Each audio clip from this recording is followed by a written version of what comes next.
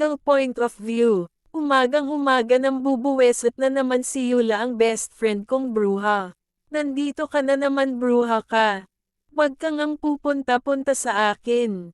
Baka pagkamalan pa akong kabit mo. Baka mabogbog ang maganda kong mukha. Reklamo kong sabi. Huwag kang mag-alala, hindi naman iyon magsiselos no. Wala naman siyang pakialam sa akin. Sabi pa niya.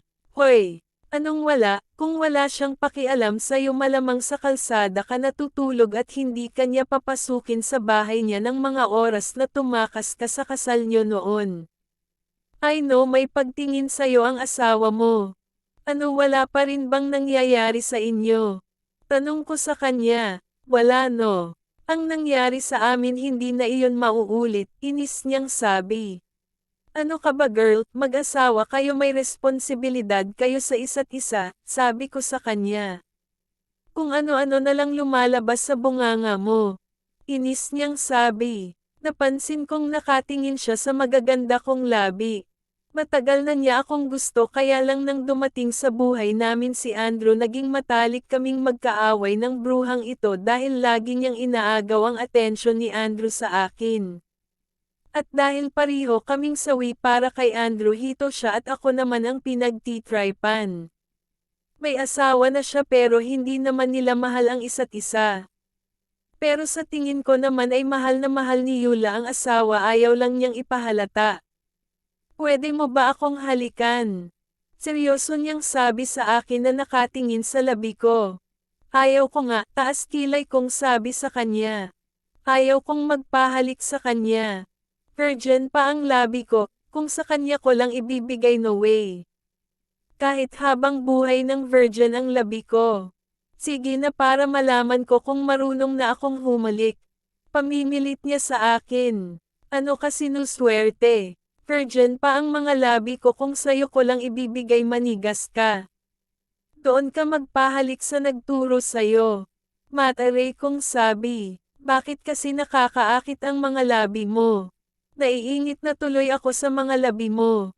Sana may ganyan din akong labi. Sabi pa niya sa akin. Na nakasimangot. Mamatay ka sa inggit, ang mga labing ito hindi mo makukuha. Umalis ka nga. Mataray kong sabi. Pagtataboy ko sa kanya. Walang nagawa si Yula kundi ang lumabas sa apartment ko. Huwag ka nang babalik dito. Mataray kong sabi. Ako na nga ito ang nagbibigay motibo ayaw mo pa rin. Sabi pa niya. Bakit lalaki ka ba? Lalaki ang gusto ko. Papayag akong magpahalik sa'yo kung ipapatikim mo sa akin ang asawa mo. Panghahamon ko sa kanya. Gusto ko kasing makita kung gaano kahat ang asawa niya. Ang landi mo rin ano. Sige na aalis na ako. Kung ayaw mong magpahalik, nakalabas na siya sa kwarto ko saka ako nakahinga ng maluwag. Muntik na niyang makuha ang labi ko. Buti na lang hindi ako nagpadala sa kalandian ng babaeng yun. Maliligaw na sana ako nang bigla may kumatok sa pinto ko. Napakamot ako sa ulo bumalik na naman ang kaibigan kong bruha. Ikaw na naman. Reklamo kong sabi. Walang sabi-sabing pumasok si Yula at idinikit sa pader ang tainga niya pinapakinggan ang kabilang kondo. Ano ba ang ginagawa mo? Walang tao sa kabila. Sabi ko sa kanya. Teka kilala mo ba ang babaeng nakatira sa kabilang apartment? Bigla niyang tanong sa akin. Oo naman, dahil secret area ko ang nakatira dyan sa kabila. Bakit mo tinatanong? Tanong ko sa kanya. Nakita ko sila ni Ethan na magkasamang pumasok sa apartment niya. Naluluhan niyang sabi. Sigurado ka ba? Tanong ko sa kanya. Oo sigurado ako. Ibig sabihin lang yan may kabit ang asawa mo. Mataray kong sabi. Idol tulungan mo naman ako. Sabi ni Yula. Sorry wala akong maitutulong sa'yo, ang mabuti pa lumabas ka at puntahan silang dalawa. Sabunutin mo ang babaeng yun. Hampasin mo at kalad ka rin. Turuan mo siya ng leksyon, mataray kong sabi sa kaibigan ko. Hindi ko kayang gawin yun, sabi ni Yula. E anong gusto mong gawin ko? Tanong ko sa kanya. Gumawa ka ng paraan para ilayo siya sa asawa ko, hindi ba't secretary mo ang babaeng iyon? Pakiusap pa niyang sabi. Anong paraan ang gusto mong gawin ko? Sabi ko sa kanya. Paibigin mo siya para layuan na niya si Ethan. Bakla ako, bakit ko naman gagawin yun? Akala ko ba hindi mo mahal ang asawa mo? Sabi ko pa kay Yula. Mahal ko siya pero hindi ko kayang sabihin. Please Adel, help me. Nagmamakaawa niyang sabi. Sige, pero umuwi ka na muna please lang. Magpalamig ka muna sa bahay niyo. Sabi ko sa kanya. Buti umuwi na ang babaeng iyon. At nang gumabi ay nakatanggap ako ng tawag mula kay Yula. Maghaharap daw kaming apat sa dinner. Ano na naman kaya ang nangyayari? May rambulan bang magaganap? Paano kung bugbugin ako ng asawa ni Yula? Pero bakit naman niya gagawin yun kasama naman niya ang kabit niya? Pagkakataon ko nang makita ang asawa ni Bruha. Kaya lang kasama niya ang kabit niyang si Summer. Hindi ko akalain na ang secretary ko ang kabit ng asawa ng kaibigan ko. Pag nakita ko ang Bruhang Summer na iyon makikita niya. Sasabunutin ko talaga siya. Kahit naiinis ako sa kaibigan kong si Yula. Kaibigan ko pa rin siya at di ko hahayaan nakikita ko ang kaibigan ko na umiiyak. Maaga akong nagising dahil nga makikipagkita ako sa asawa ng Bruha kong kaibigan. Pag nakita ko ang asawa niya lagot siya dahil sisimulan ko ang mga plano namin ni Yula. Hindi ko inaasahan na papatol sa may asawa ang secretary ko na iyon. Ano kaya kung sisantihin ko na lang siya? Pero hindi pwede, kailangan ko pala siyang paibigin. Bigla akong nasuka pag naiisip ko na paibigin ko yung secretary ko. Ang Bruhang Yula na iyon gagawin pa akong manly pero kailangan kong mapaibig ang babaeng yun. Kailangan maging manly muna ako sa araw na ito. Pero di ko carry, nasusuka ako. Sa tuwing iisipin ko na magpapakalalaki ako. Summer point of view. Tinatamad akong bumangon dahil ayaw ko talagang pumunta sa pinag-usapan namin ni Ethan. Pero napilitan na talaga akong bumangon.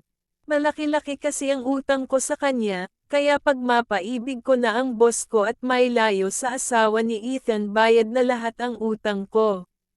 Kailangan sexy yung damit ko ngayon para maakit siya. Kaya nag-practice kami ni Luna sa pang-aakit. Iwan ko kung makaya ko mamaya na akitin si Sir Adel, bahala na. Si Luna na ang naghanap ng maisusuot ko. Dito ko na siya pinatulog.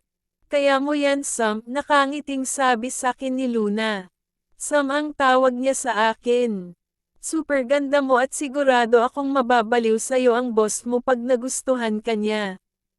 Sabi pa niya. Sabay yakap sa akin. Alam ko na best friend lang ang turing niya sa akin kahit alam niyang mahal na mahal ko siya. Kakayanin ko ito, sabi ko sa sarili ko. Huwag mong kakalimutan. Laging naka-cross legs kapag nakaupo ka na. Huwag kang bumuka ka na ko makita yung panty mo, pabirong sabi ni Luna. Oo, tatandaan ko ang mga sinabi mo. Sabi ko sa kanya. Lumabas na ako at hindi ko inaasahan na makakasabay ko pala si Sir Adel. Pormang-porma ang ayos niya. May lakad ka? Tanong niya sa akin. Kahit alam niyang iisa lang naman ang pupuntahan namin. May imamit lang akong kaibigan, sabi ko at nagkunwari din akong walang alam. Nakita kong napangiwi siya. Tuldok, tuldok, tuldok, tuldok. Adel point of view. Hindi ako nagpahalata na naiirita ako sa babaeng ito. Ano kaya kung sabunutin ko na siya ngayon para tapos na? Makikipagkita ka lang naman sa may asawa na. Bruhang ito. Nanggigil ako sa kanya. Pero pinigilan ko na lang ang sarili ko. Nagsabay na kaming maglakad. Napansin ko na maayos na siyang maglakad. Yung parang rumarampa lang sa pageant kung makapaglakad ang Bruhang ito ngayon. Nakalabas na kami sa building. Niyaya ko siyang ihatid. Gusto mo ihatid na kita? Sweet kong pagkakasabi para sa Wabe. Summer point of view. Nagulat na lang ako nang yayain niya akong ihatid. Nagdadalawang isip ako na pumayag pero sayang naman yung pamasahe. Sige, pumayag na ako sa gusto niya. Mahal yung pang-taxi at saka iisa lang naman yung pupuntahan namin eh. Nagkunwari lang ako na hindi ko alam na siya yung isa ko pang imamit. Sumakay na kami sa kotse niya. Wow, napaka-gentleman, binagbukas pa ako ng pinto. Thanks, mapang-akit kong sabi para akitin siya. Pumasok na ako sa loob ng sasakyan niya. Idle point of view. Welcome, sabi ko, para naman akong masuka-suka. Inaakit ba ako ng babaeng ito? Pumasok na ako sa loob ng kotse at umalis na kami. Saan ka pala pupunta? Nagtanong na ako habang nagdadrive. Sa Italian restaurant. Sagot ko sa kanya. Tamang-tama, doon din ako. Iisa lang ang pupuntahan natin. Nagkunwari akong walang alam para naman hindi halata na planado yung pagtatagpo namin sa lugar na iyon. Si Ethan na ang nagpa-reserve ng table sa restaurant na iyon. Ano kaya plano ng kaibigan kong bruha? Dumating na kami sa Italian restaurant. May waitress na lumapit sa amin. Hello ma'am sir, may I help you? We have a reservation for Ethan. Sabi ko sa waitress at napatingin sa akin ang malanding babaeng ito. Iisa lang pala ang table natin. Sabi niya, talaga, kung ganon shall we? Pagyaya ko sa kanya habang papasok kami. This way ma'am sir. Sinundan na namin yung waitress. Pareho na kaming nakaupo at hinintay ang mag-asawa. Ang tagal nila kaya tinawagan ko na ang bruha kong kaibigan. Pero ring lang ito ng ring, walang sumasagot. Bakit ba ayaw sagutin ni Yula ang cellphone niya? Naiinis na talaga ako. Pati nga si Ethan ayaw din sagutin ang tawag ko. Sabi ni Summer, ano ba ang ginagawa mo rito? Bakit kasama ka naming imamit ni Yula at ang asawa niya? Tanong ko sa kanya. Inimbitahan kasi ako dito ni Ethan, gusto niya akong ipakilala sa asawa niya. Mapang-akit niyang sabi. Kahit anong pang-aakit ang gawin niya, wala akong pakialam. Sisiguraduhin ko na siya ang mahuhulog sa bitag ko. Hintayin na lang natin silang dumating, sabi ko pa sa kanya. Ilang oras na kaming naghintay pero hindi dumating ang mag-asawa. Kaya umorder na kaming dalawa habang hinihintay sila. Hanggang sa tuluyan na kaming umuwi dahil hindi dumating yung mag-asawa. To be continue. To be continue. Subscribe now. Thank you.